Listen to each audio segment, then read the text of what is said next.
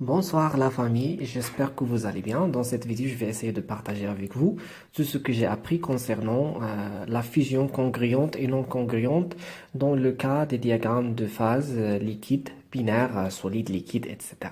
Donc, je vais commencer par la fusion congruente. Donc, la fusion congruente, toujours, on aura un minimum de deux points eutectiques. C'est-à-dire que je vais trouver un isotherme ici et un deuxième isotherme ici.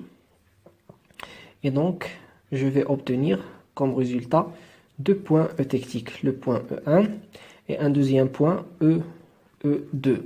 Donc, comme vous voyez ici, j'ai un composé défini de formule AX, BY. Voilà, donc ici j'ai un liquide, puisque la température est très importante. Donc, comme vous voyez ici, je passe de liquide vers un solide. Donc ici, c'est la température de fusion. Donc, voilà, c'est la température de fusion de quoi? De AX, BY. La température dans laquelle il se transforme de solide vers liquide. C'est la température de fusion. Donc AX, BY, il se comporte comme un corps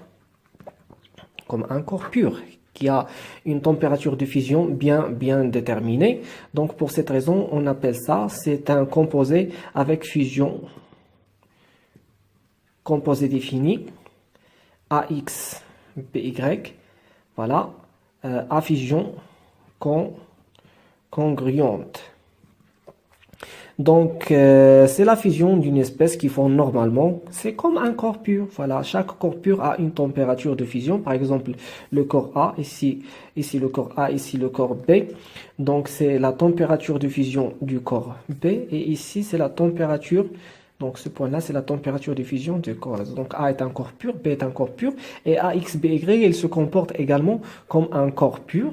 Donc, les indices qui montrent que il s'agit d'une fusion, congruente, c'est la présence de deux points eutectiques. Et comme vous voyez ici,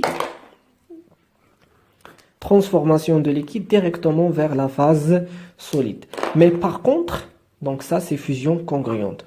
Par contre, lorsqu'on parle d'un composé défini avec fusion non congruente, cela montre la présence d'un point qui s'appelle le point pérétectique. Donc, qu'est-ce que ça veut dire? J'ai déjà expliqué la signification du point pérétectique. Donc, c'est comme ça. Ici également, j'ai un point eutectique. Mais comme vous voyez ici, avant de fondre, le composé défini A et B se décompose en donnant le liquide et le solide B. Donc, ici, le liquide est dans ce côté-là. Donc, ici, j'ai un composé. Donc voilà, un composé par exemple AX, BY, comme ça.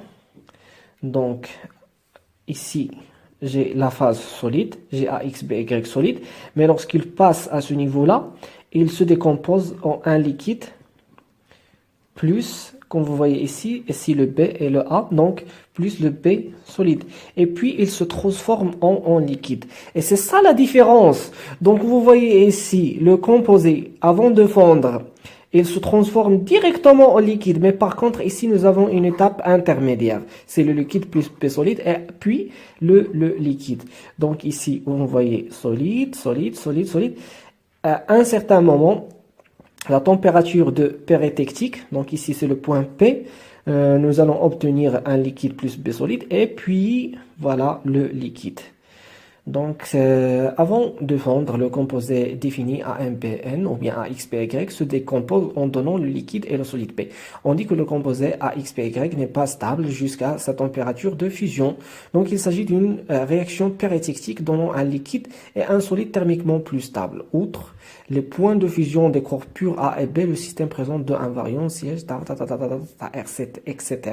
Donc ce qu'il faut retenir pour déterminer la fusion non congruente. Donc, c'est quoi la fusion non congruente? C'est la présence d'un T. Donc, à chaque fois que vous voyez le T, c'est une fusion non congruente. Mais par contre, ici, pas un T. Voilà, c'est comme un flèche, comme un flèche comme ça. C'est la fusion congruente. Merci de votre attention.